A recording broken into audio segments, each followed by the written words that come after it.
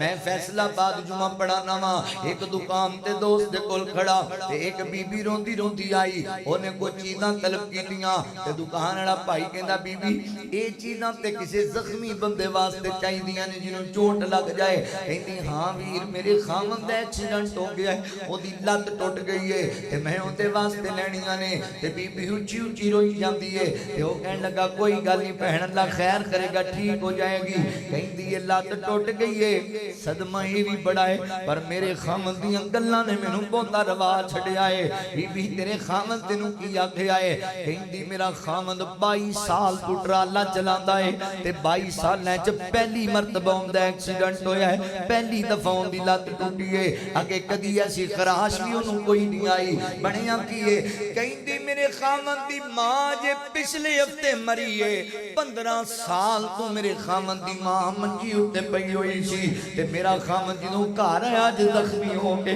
تے میں کہ خیر ہوے کی بنیا تینوں کیویں ایکسیڈنٹ ہویا آندا کی بننا سی کیویں ہونا سی ماں مر گئی ہے ہن دعاواں دین والا کوئی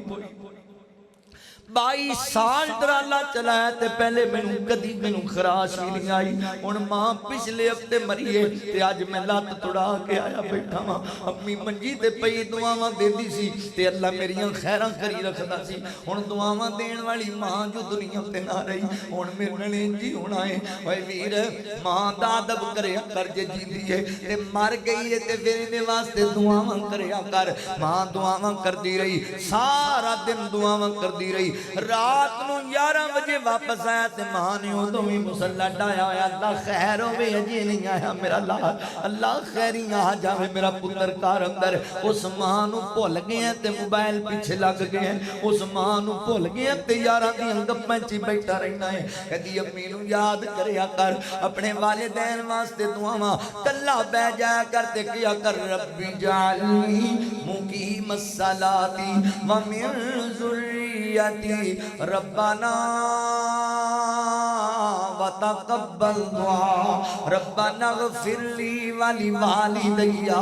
ربنا اغفر لی ولی والدیا اللہ سونیا مینوں بھی نمازی بنا دے تے میری اولاد نوں بھی نمازی بنا دے اللہ میریاں دعاواں قبول کر لے اللہ مینوں بھی معاف کر دے میری امی تے ابو نوں بھی معاف کر دے اللہ میرے ماپیاں تے بھی رحم فرما دے دعاواں وچ یاد کریا کر اللہ اکبر جیندے نے تے ادب کریا کر مار گئے نے دعاواں کریا کر میں 80 سال دے بابے ویکھے نے ماواں نوں یاد کر کے تڑپ کے روندے ہوئے میں 70 سال دے بزرگ ویکھے نے جڑے اپنی ماواں